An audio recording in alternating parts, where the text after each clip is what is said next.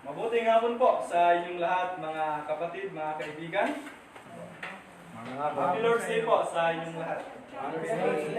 Tayo po ba ay may kagalakan na magbigay ng papuri sa ating pong Panginoon sa hapon pong ito? Sana po ay meron po tayong kagalakan. Tunay po, nasa mga oras na ito ay oras ng masarap patulog. Pero purihin po ang Panginoon dahil nandito po tayo upang na inilala ng ating oras para magbigay ng papuri sa ating pong Panginoong Diyos sa hapon pong ito. So, kamusta po ang bawat isa sa inyo? So, nakikita po na ayos ang bawat isa po sa atin. At maganda po yun. Maganda po yun sa bawat isa po sa atin na tayo po ay nasa mabuting kalagayan. At tunay nga po na pag tayo po ay nasa panig ng Panginoon, ay hindi niya po tayo pababayaan o iiwan man. So, ang mensahe ng Panginoon sa hapon pong ito ay pinamagatang life challenges that we can see in the life of Joseph. So, ang mga hamon sa buhay na makikita natin sa buhay ni Joseph. Tunay po na may kasabihan, learn from your own experience, sabi niya. Pero sabi naman, learn from others' experience. So, ang mga babanggitin po natin na leksyon sa mga oras na ito ay maaaring makatulong po sa bawat isa sa atin. Dahil tunay po mga kapatid, mga kaibigan, na habang tayo po ay nabubuhay sa mundong ito, tayo ay haharap sa mga hamon sa buhay.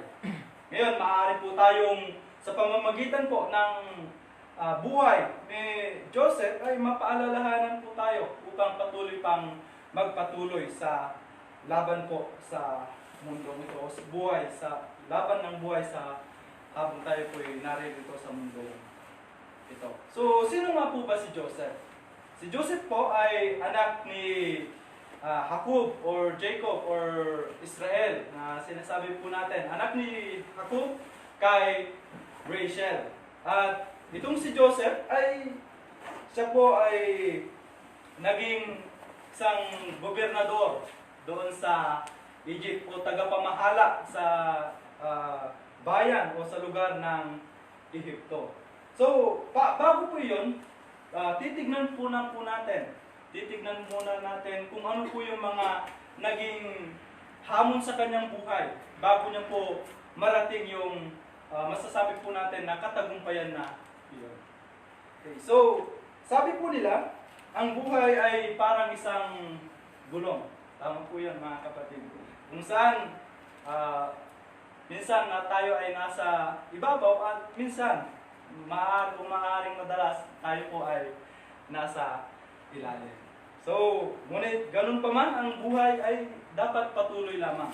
So, number one na makikita po natin sa buhay ni Joseph ay yung the challenge he faced of the partiality of his father.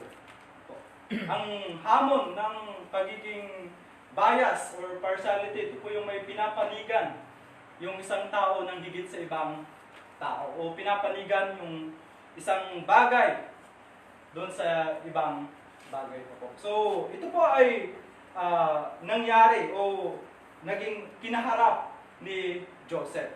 So, dito po sa Genesis chapter 37, in verse 3, makikita po natin. So, akin pong babasahin sa wikang Tagalog. 37 verse 3, sabi po dyan, minahal ni Israel si Jose ng higit kaysa lahat niyang anak, sapagkat siya ang anak ng kanyang katandaan, at siya ay gumawa ng isang mahabang damit na kanyang suot. So, bakit, Brother Nicky, bakit niyo nasabing isang hamon ito kay Joseph? Siya naman yung pinakamamahal ng kanyang ama. Ibig sabihin, pabor sa kanya yung bagay na yun. Pero bakit ito naging hamon sa kanya? So, kung ating pong papansinin, mga kapatid, mga kaibigan, sa buhay po natin, lalo sa panahon po natin ngayon, kung ang isang tao ay mas pinapanigan, or sa pamilya na lang, kung ang inyong mga anak ay may pinapaboran or mas minamahal, parang mas may matimbang sa miyembro ng inyong pamilya, is ang nangyayari po doon sa batang mahal na mahal ay maaaring spoiled po, matigas yung ulo po, at nagiging makasarili ito. So ngayon, paano natin masasabi na ito ay hamon kay Joseph? Dahil siya ay mahal na mahal ng kanyang ama, makikita po natin mga kapatid na hindi niya po iyon ginamit upang lalo pang pahirapan yung kanyang mga kapatid o mag-take advantage sa kanyang mga kapatid. Dahil kung atin pong itutuloy yung atin pong pagbabasa sa Genesis chapter 37, makikita po natin dyan na si Jacob o si Israel ay inutusan si Joseph upang tignan yung kanyang mga kapatid na nagpapastol doon sa lugar ng Shechem na sinasabi sa verse 13 to 14. Sabi po dyan, sinabi ni Israel kay Jose, hindi ba nagpapastol ng kawan sa Shechem ang iyong mga kapatid? Halika at isusugo kita sa kanila. Sinabi niya sa kanya, narito ako. Sinabi niya sa kanya, humayo ka, tignan mo kung mabuti ang kalagayan ng iyong mga kapatid at ng kawan, at balitaan mo ako. Siya ay kanyang isinugo mula sa libis ng Hebron at dumating siya sa Shechem. So, kung ating pong papansinin, kahit mahal na mahal si Joseph ng kanyang ama, nandun pa rin po yung kanyang pagsunod dito. Ano po? Kahit alam niya na siya po yung pinapaguran ng kanyang magulang, ay sumunod pa rin po siya sa utos ng kanyang tatay o kanyang ama. At makikita po natin dyan na si Joseph ay hindi po yung taong walang pakialam sa kanyang mga kapatid. Dahil kung siya po ay walang pakialam sa kanyang mga kapatid, hindi niya po susundin kung ano yung iniutos ng kanyang ama sa kanya upang tignan yung kanyang mga kapatid na naroon sa lugar ng Shechem. At kung makikita po natin, nung hindi niya pumaha o nadatnan yung kanyang mga kapatid sa lugar ng Shechem, at meron pong tao na nakikita sa kanya at nasabi na sila po ay nandoon sa lugar ng Dotan, siya pa rin po ay nagpatuloy. Kung ibang tao po yun, o kung sa panahon po natin yan mga kapatid, maaaring sabihin ng isang bata, kaya na nila yung kanilang sarili, ay malalaki na yung mga iyon. Pero si Joseph ay hindi po. Kaya ito po ay naging challenge sa kanya. Kahit siya po ay pinapanigan, siya po ay mahal na mahal ng kanyang ama, hindi niya po yun ginamit para maglamang sa kanyang mga kapatid. At ganoon din po sa atin. Bilang mga Kristiyano, mga kapatid, maaaring ang hamon na iyan ay dumating sa bawat isa po sa atin. Maaaring pagdating sa trabaho, pagdating ng panahon, ay maaaring tayo po ay pinapanigan ng karamihan. Pero wag po nating gamitin yon para manglamang sa ibang tao. Dahil kung ginagawa po natin yan, may papakita po natin na tayo ay hindi tagasunod ng ating pong Panginoon Diyos. Ngunit, kung tayo po ay pinapanigan, ngunit gumagawa pa rin po ng mabuti, at hindi po yung ginagamit para manglamang sa ibang tao, then tayo po ay magliliwanag na lalo sa kanila, gaya ng ginawa ni Joseph. So, ano po yung madalas na nagiging resulta rin po kung ang isang magulang ay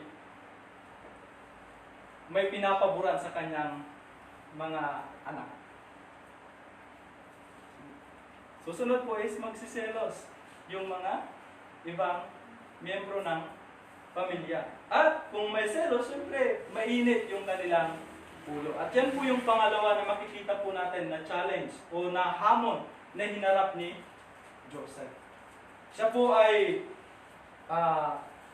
na-challenge o hinamon sa pagkamuhi ng kanyang mga kapatid sa kanya. So verse 4, basahin po natin yung verse 4. 37 verse 4 sabi niya, nakita ng kanyang mga kapatid na siya ay minahal ng kanilang ama nang higit kaysa lahat niyang mga kapatid. Siya ay kinapuutan nila at hindi sila nakikipag-usap ng payapa sa kanya. So yan po yung naging resulta ng siya nga yung pinaligan, siya po yung mahal, dahil siya po yung mahal ng kanyang ama. Ngayon, ang resulta po is parang namuhi, napuot yung kanyang mga kapatid sa kanya.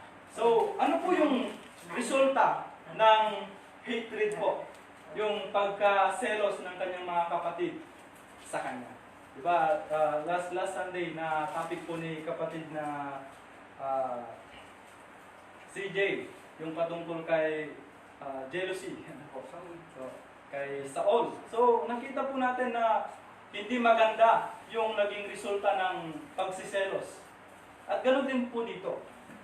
Dahil mainit, namumuhi yung mga kapatid ni Joseph sa kanya, is meron po silang mga inisip na mga plano laban kay Joseph. So, habang si Joseph ay patuloy po na patungo sa lugar ng Dotan, nung siya po ay natanaw ng kanyang mga kapatid, ano po yung kanilang mga pinlano o binalak na gawin sa kanya. So, verse 22 or verse 20, ano po yung una na makikita natin? 37 verse 20, sabi po dito, hali kayo, patayin natin siya at itapon natin sa isa sa mga balon at ating sasabihin, nilapas siya ng isang masamang hayop at tignan natin kung anong mangyayari sa kanyang mga panaginip.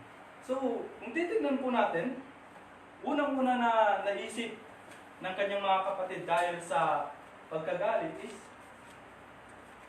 patayin si Joseph. So, yun po, minsan nagiging resulta ng, madalas na nagiging resulta ng pagkagalit is kasamaan sa ibang tao. Masisira yung kapakanan ng isang tao. Nangyayari po yan maging sa pamilya po.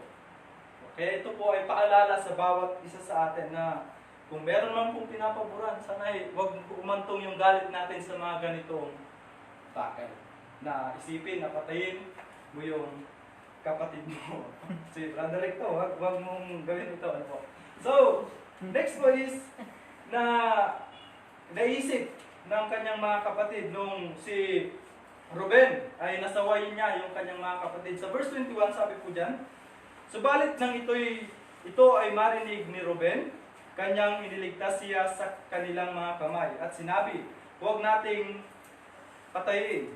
Verse 22, sinabi ni Ruben sa kanila, huwag kayong magpadanak ng dugo. Ihulog ninyo siya sa balon. Balong ito na nasa ilang. Subalit, huwag ninyong pagbuhatan ng kamay upang siya'y kanyang maligtas sa kanilang mga kamay at maibalik sa kanyang ama. So, ano po yung naging second option nila? Ano po? Dahil ayaw ni Ruben na patayin o padanakin yung dugo ng kanilang kapatid sa kanilang mga kamay, yung isang naisip niya is yung ihulog po siya sa balon. At yun po ay kanilang ihinulog siya sa balon sa lugar ng o sa ilang, doon po sa lugar ng Dotan. So, kung ginulog siya sa balon at hindi po siya makikita ng ibang tao, maaaring ikamatay na rin po yung bagay na yun. So, yun po yung mga masama na naidudulot ng kanilang pagkamuhi kay Joseph. At yung last is, ito po yung ititinda si Joseph. Nung makita nila na may mga naglalakbay na mga Ismailita patungong Egypt, naisip na nila na anong mapapala natin kung papatayin natin o kikitilin natin ang kanyang buhay. Kaya mas may pakinabang kung siya ay ititinda natin. So, yun po ang nangyari. Itinanda nila si si Joseph sa mga Ismaelita. So, Genesis 37 verse 27, sabi po dito, "Hali kayo, atin siyang ipagbili sa mga Ismaelita, at huwag natin siyang pagbuhatan ng kamay, sapagkat siya ay ating kapatid at ating laman." At pinakinggan siya ng kanyang mga kapatid. So, kung sa atin po kaya mangyari yon, sa miyembro ng ating pong pamilya na pag-isipan po tayo ng na patayin o gawan ng anumang masasamang bagay, ano kaya yung mararamdaman po natin? Siyempre, masasaktan po tayo.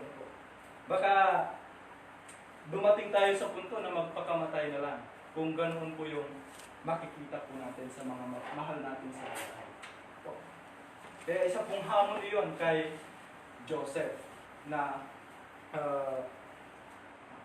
kung paano niya mapagtatagumpayan o malalampasan yung galit ng kanyang mga kapatid sa kanya. Tunay na masakit kung ginagawa yon ng mga mahal natin sa buhay. At bilang mga Kristiyano, mga kapatid, paalala po sa atin na ang bagay na iyan, yung kamumuhian tayo, ay maaaring mangyari po sa atin. Kaya ano po yung sabi ng ating pong Panginoong Jesucristo sa Matthew chapter 10 verse 22? Sabi niya, "Kayo ay kamumuhian dahil sa aking pangalan. Ngunit ang nagtitiis ay maliligtas." So, tayo po ay kamumuhian, maaaring kamumuhian ng lahat. Ibig sabihin, pati ang sarili po nating pamilya kung hindi po sila kaanib sa iglesia. Pero sana ang gawin po ng bawat isa po sa atin ay magtiis. At sana malampasan po natin ang mga iyon upang hindi po tayo o hindi po maalis yung matatanggap po natin na gantimpala na ibibigay ng ating po Panginoong Diyos.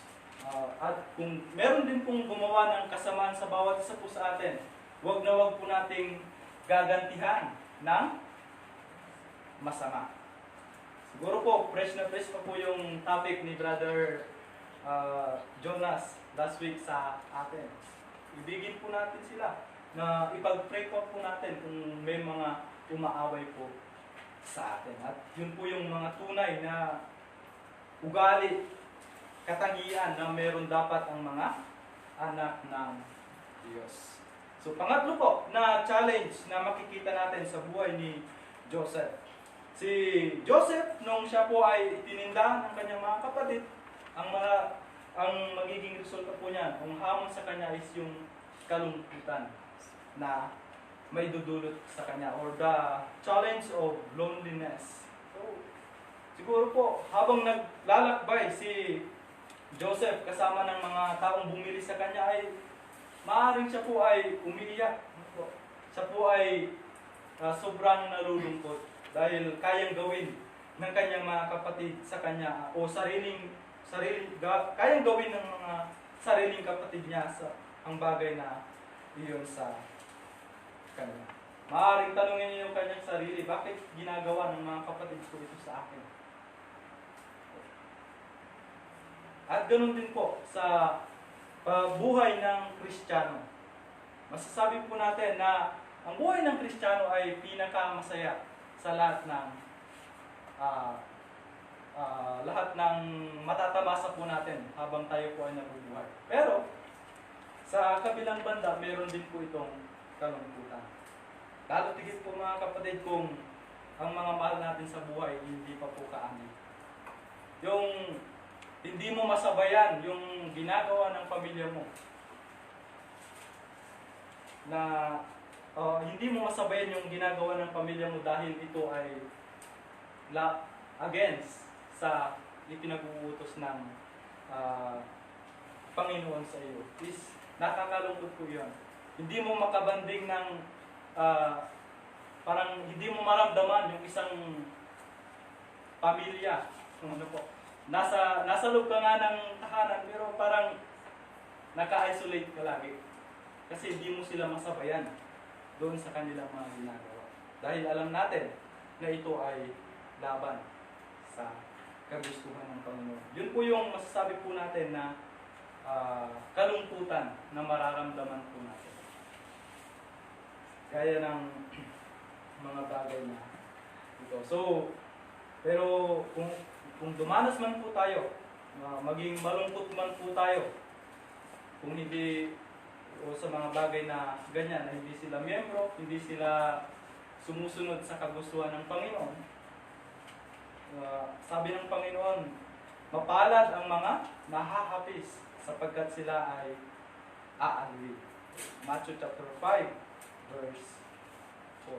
So, handa po ba tayo na harapin kung ano man yung kalungkutan na harapin natin sa pagiging Kristiyano po natin? So, dapat handa po tayo. Dahil alam po natin na pagdating ng araw, ay tayo po ay aaliwin ng atin pong Panginoon Diyos. So, after the kalungkutan, pagkamuhi ng kanyang mga kapatid sa kanya, mga pagiging bias ng kanyang ama sa kanya, ano po yung naging next episode ng kanyang buhay na nagkaroon na naman po ng challenge si Joseph. So, ito na po yung nakarating na po siya sa lugar ng Egypt, ay may mga panibagong hamon na naman po sa kanya. Ang una po dyan is the challenge of temptation to immorality.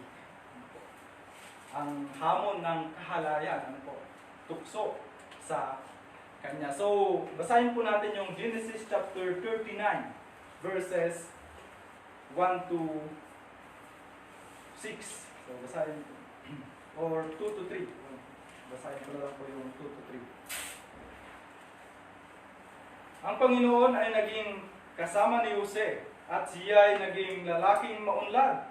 Siya ay nasa bahay ng kanyang among taga-Ehipto. Nakita ng kanyang amo na ang Panginoon ay kasama niya at ang lahat ng ginagawa ni Jose ay umuunlad sa kanyang kamay. Kaya nakatagpo si Jose ng biyaya sa paningin niya at ginawa niyang kanyang katulong. Ipinamahala niya kay Jose ang bahay niya at ang lahat niyang pag-aari ay iniligay sa kanyang pangangasiwa. Mula ng panahon na si Jose ay pamahalain sa kanyang bahay at sa lahat ng kanyang pag-aari, pinagpala ng Panginoon ang bahay ng taga-Ehipto. At ang pagpapala ng Panginoon ay dumating sa lahat ng kanyang pag-aari, sa bahay at sa parang. Kaya't pinamahala niya ang lahat niyang pag-aari sa kamay ni Jose at hindi siya nakikialam sa anumang bagay maliban sa tinapay na kanyang kinakain. Si Jose ay matipuno at makisig na lalaki. So, naging maganda po yung buhay ni Joseph. Siya po ay pinagkatiwalaan ng kanyang amo, ng kanyang Panginoon doon sa Ehipto na si Potiphar. Sabi niya, ginawang tagapamahala sa lahat ng mga ari-arian doon sa bahay. So, ano yung naging problema dito na kung saan nagdala kay Joseph ng hamon ng kahalayan?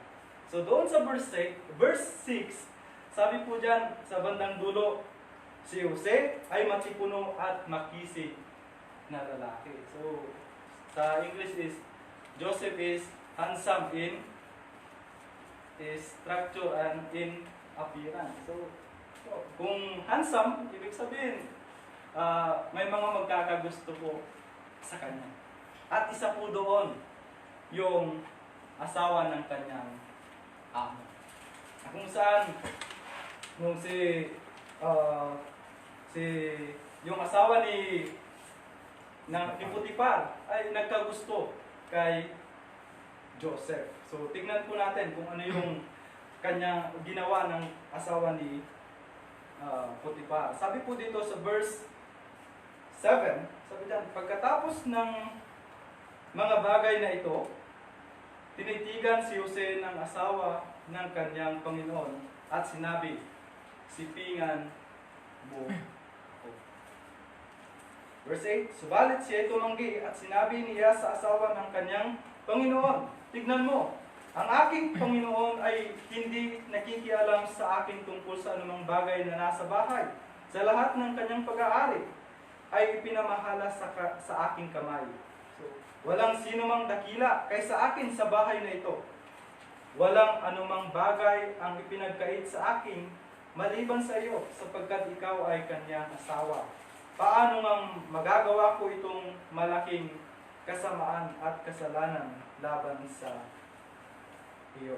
Kahit nakikiusap siya kay Jose araw-araw, ay hindi siya pumayag at siya'y sumiping o makisama sa kanya. So, grabe po yung effort ng asawa ni Potiphar po dito. Hindi lamang po isang bises na yayahin niya si Joseph, kundi marami pong beses doon sa verse 10, halos araw-araw na niyayaya niya si Joseph. Pero ano po yung napakagandang sinabi ni Joseph sa kanya? Doon sa verses 8 and 9, makikita po natin yung respeto na ibinigay ni Joseph doon sa kanyang amo. Tignan mo, ipinamahala sa akin lahat ng bagay dito sa bahay nyo o tahanan nyo, maliban lamang sa iyo sapagkat ikaw ay kanyang asawa. So, makikita po natin yung ugali ni Joseph na hindi oportunista. Nako, minsan, may mga tao po na pag nabigyan ng pagkakataon is, igagrab na. Pagkakataon ko na to, kaya igagrab ko na. So, hindi po naging ganoon yung ugali ni Joseph na maaari po nating kapulutan ng aral. Sapagkat sa ating pong paglakad sa mundong ito, ay maaaring may dumating sa atin na mga ganyang bagay. Hindi lamang po sa kahalayan, sa kapwa mo tao, kundi maging sa mga bagay na maaaring pigil sa atin, maaaring pumigil sa atin para makapaglingkod sa ating Panginoon Diyos. At isa pa na makikita po natin, si Joseph ay may takot sa ating pong Panginoon Diyos. Mahal niya ang ating pong Panginoon Diyos, kaya napagtagumpayan niya yung bagay na iyon. Napagtagumpayan niya yung hamong kahalayan sa kanyang buhay. Okay. So, ano po yung naging next na eksena ng kanyang buhay? Sa palabas po o sa mga movie na napapanood po natin sa TV, kung hindi po nakukuha ng mga nasa posisyon o may mga kapangyarihan yung nais nila sa isang tao, gagawa nila ito ng kasamaan. Siguro, nanood po tayo lahat ng Cardo noon, nung hindi pa po. So, si Cardo is tapat sa kanyang mga pagiging pulis. Siya po ay matapat na naglilingkod. Pero doon sa si Lily, hindi ko na maalala. Gumawa po siya ng paraan para mapasama sila, Cardo at yung kanyang lolo. So, ganun din po yung nangyari sa buhay ni Joseph. Nung hindi makuha ng asawa ni Potiphar yung kanyang nais kay Joseph, ito po ay gumawa ng paraan para mapasama si Joseph. At ito po yung kasunod na challenge sa buhay ni Joseph. He was challenged with false accusation of Potiphar's wife. Siya po ay nakusahan ng maling paratang. So, Genesis chapter 39, verses 11 to 15. Sabi po dito, subalit isang araw, nang siya ay pumasok sa bahay upang gawin ang kanyang gawain at walang sinumang tao sa bahay, siya ay pinigilan niya sa pamamagitan ng kanyang suot na sinasabi, sipingan mo ako. Subalit, naiwan ni Jose ang kanyang suot sa kamay niya at siya ay tumakas papalabas ng bahay. Nang makita niyang naiwan ang kanyang suot sa kamay niya at tumakas sa labas ng bahay, siya ay tumawag ng mga tao sa kanyang bahay at sinabi sa kanila, tignan ninyo, ang aking asawa ay nagdala sa atin ng isang Hebreo upang tayo'y tuyain. Pinasok niya ako upang ako'y sipingan at ako'y nagsisigaw ng malakas. Nang marinig niyang ako'y nagtaas ng tinig at nagsisigaw, naiwan niya ang kanyang suot sa aking tabi at tumakas at lumabas ng bahay. So ang galing ng pagbabaliktad ng asawa ni Potiphar. Kung hindi niya talaga makuha yung kanyang nais, siya na po ay gumawa ng paraan para mapasama itong si Joseph. At dahil ganun po yung, siyempre asawa po siya ng parang hari doon sa tahanan na yon. Ano po yung mangyayari? Siya po ay ipinakulong. Si Joseph ay ipinakulong ni Potiphar. So, sa ating pong buhay, i-apply po natin ulit. Sa ating pong buhay, bilang mga Kristiyano rin po, maaari rin pong tayo po ay akusahan ng mga maling paratang o paratangan ng mga maling paratang habang tayo po ay nabubuhay. Na kung saan ito po ay magdadala sa ating kapahamakan o kasiraan. Pero wag na wag po tayong susuko o wag na wag po tayong lilimot sa ating pong Panginoon Diyos. Lagi po natin isipin yung sinasabi doon sa Romans 8:28 na ang lahat ng bagay ay nangyayari para sa ikabubuti ng bawat nagmamahal sa ating pong Panginoon Diyos. Tunay po yun dahil naging matatag si Joseph sa paggawa ng kalooban ng ating pong Panginoong Diyos, naging malinis ang kanyang konsensya, dumating po yung tagumpay sa kanyang buhay. Siya po ay nakulong. Paglipas ng mga panahon ay nanaginip si Paraon na kung saan siya po yung nakapag-explain, nakapag-translate ng mga panaginip na iyon. So, ano po yung naging next na challenge sa kanyang buhay? So, next na challenge is he was challenged with great earthly success in this world.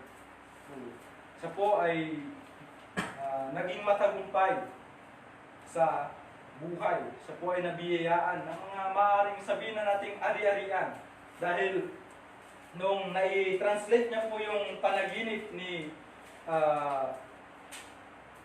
Paraon, ay ginawa siya na po ay ginawang governor o tagapamahala sa buong Egypt. So basahin po natin iyan sa 41 verses 41 to 43.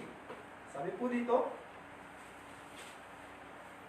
41 verses 41 to 43. Sinabi ng Paraon kay Jose, ikaw ay inaatasan ko upang mamahala sa buong lupain ng Ehipto. Inalis ng Paraon sa kamay niya ang kanyang singsing at inilagay sa kamay ni Jose. At siya'y sinuutan ng pinong lino at inilagay ang isang kuwintas na ginto sa kanyang leeg. Siya'y pinasakay niya sa karwahe na para sa ikalawang pinakamataas na pinuno. At sila'y sumisigaw sa unahan niya, lumuhod kayo. Sa gayoy, inilagay siya bilang puno ng buong lupain ng Ehipto. So, gaano man po karami yung challenge, mga hamon na dumating sa kanyang buhay is meron din pong dumating na tagumpay sa kanya. So, yung earthly success na tinatawag po natin. Siya po ay sinuutan ng singsing, sinuutan ng kwintas. At siya po ay pangalawa sa pinakamataas sa buong Egypt. Meron pa pong sinabi si Paraon na kung hindi papahintulutan ni Joseph ay hindi mangyayari. So ganun po naging kasuccessful si Joseph. So siya po ay nabiyayaan. So ano po ba yung panaginip na kanyang in-interpret? Ito po yung pagkakaroon ng 7 years na pag-aani or abundant harvest at 7 years na magkakaroon po ng tagutom sa lugar ng Egypt at maging sa dinamay ang lugar ng Canaan. So nung na-translate po yan na po yung naging daan para si Joseph ay maging governor ng Egypt. So, ano po yung makikita natin na naging attitude ni Joseph sa bagay na ito? Nung dumating na sa kanya yung tagumpay na ito, siya po ay masasabi po natin na naging mabuti sa lahat po ng mga pamamahala o sa lahat po ng mga bagay na kanyang pinamamahalaan. Sapagkat sinasabi lagi na binasbasan o binasbasan ng Diyos yung kanyang lahat ng kanyang mga ginagawa. So, ganun din po tayo. Sa atin pong pagpabagal sa mundong ito, tayo po ay tatanggap o tayo rin po ay maging matagumpay pagdating ng panahon. Pero wag po nating kakalimutan na ang katagumpayan na iyon ay dahil sa tulong ng ating pong Panginoong Diyos. At dapat po tayong maging mabuting tagapamahala nito. Dahil kung wala ang Diyos na tumulong sa atin, wala ang mga bagay na matatamasa po natin. At huwag po nating ibigin. Ito po yung hamon din po siguro sa atin. Na huwag po nating ibigin yung mga makasanlibutang bagay. Isipin po natin lagi na tayo po ay isinilang na walang dala sa mundong ito. Pag darating din po yung panahon na tayo po ay babalik na walang dadalhin kahit isang pusit. So, yun po yung dapat lagi po natin tatandaan. So, next and last na challenge sa kanyang buhay. Dahil siya na ay naging matagumpay sa kanyang buhay, siya na ay naging gobernador. Ano po yung isa pong challenge na natitira sa kanya o hamon sa kanya? Ito po yung challenge ng pagpapatawad. Minsan sa buhay po natin nangyayari ito na minsan tayo po ay nagsisikap dahil sinaktan tayo ng ibang tao. Kung saan ang aim natin pag naging matagumpay din tayo, gagawin din natin kung ano yung ginawa sa atin. Pero ang motivation pong iyon ay hindi maganda. Hindi po kaaya-aya sa paningin ng ating pong Panginoon Diyos. Ngayon, ito po yung challenge kay Joseph. He was challenged for forgiveness of his brother. No? Pagpapatawad naman ngayon. Parang movie. Kung babasahin po natin yung naging buhay ni Joseph, ay parang itong talagang napakagandang palabas. Dahil siya po ay nagumpisa sa mga pagsubok, mga hamon sa buhay, kahirapan. At siya ay naging matagumpay, and then darating yung pagpapatawad sa mga taong nanakit sa kanya noon. So sabi diyan, nung lumaganap na ang tagutom sa lugar ng Ehipto at maging sa lugar ng Canaan, ano po yung iniutos ng kanilang ama? Si Jacob ay inutusan niya yung kanyang mga anak na kumuha o bumili ng pagkain doon sa Egypt. Na doon niya na nakita yung kanyang mga kapatid. Sa loob ng mahabang panahon ay muli niyang nakita yung kanyang mga kapatid. At makikita po natin na instead na siya po ay bumawi, gawan niya ng masama yung kanyang mga kapatid. Ano po yung naging unang reaksyon niya? Sabi niya, he did not seek for revenge, but he wept. Siya po ay umiyak. Siya po ay tumangis nung nakita niya yung kanyang mga kapatid. Ano pa po? Ano po yung sinabi niya sa kanyang mga kapatid? He told them not to hate themselves for what they did to him. Sinabihan niya yung kanyang mga kapatid na huwag nilang kamuhian yung kanilang sarili doon sa kanilang ginawa sa kanya. At ang napakagandang sabi niya po doon sa Genesis 50 verse 20, ito po yung napakagandang sinabi ni Joseph. Genesis chapter 50 verse 20.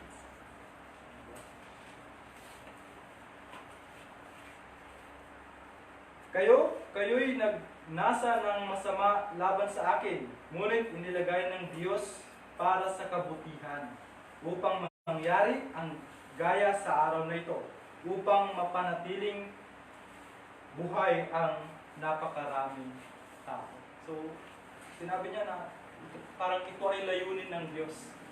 Layunin ng Diyos na mangyari yung bagay na yun sa akin para sa bagay na ito. So, dahil sa bagay na yun is marami nga po na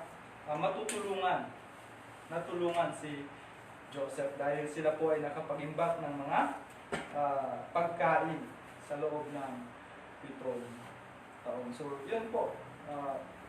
He said, God made it for good. So, nakita natin nung una parang masama lahat sa kanya. Ano po, masama yung dating ng mga hamon sa kanya. Pero, ito pala ay may mabuting kahihinatnan para po sa mga sumusunod sa ating Panginoon Diyos. At ano po yung kanyang ginawa? Siya po ay, sinabi niya sa kanyang mga kapatid na siya yung mag-provide ng mga pagkain nila. Siya po ay naglaan ng lugar para po sa kanyang pamilya doon sa Egypt. So, yun po yung napakabuti. Siya po ay ginawa ng masama pero iginanti niya is mabuti sa kanyang mga kapatid. Sana ay maging ganun dun po tayo mga kapatid.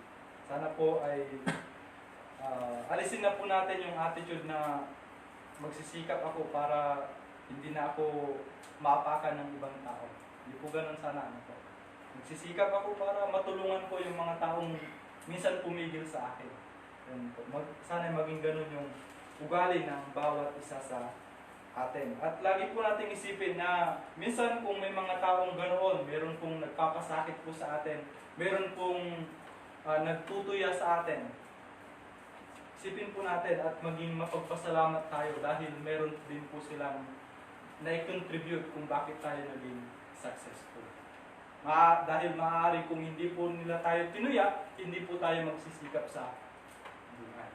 Kaya, pasalamatan pa po natin sila at sabihin, kung nakaharap man po natin sila na ang pagtatagumpay na meron tayo ay ibinigay ng Diyos.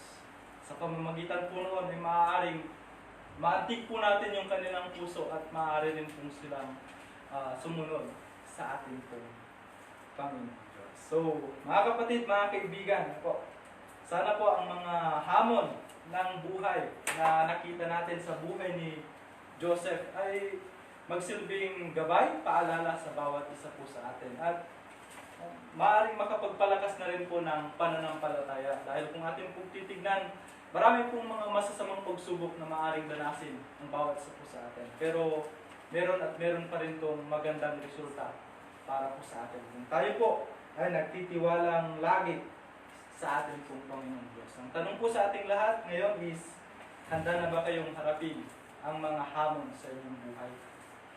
Handa na ba kayong harapin ang mga hamon sa inyong buhay? Maraming salamat.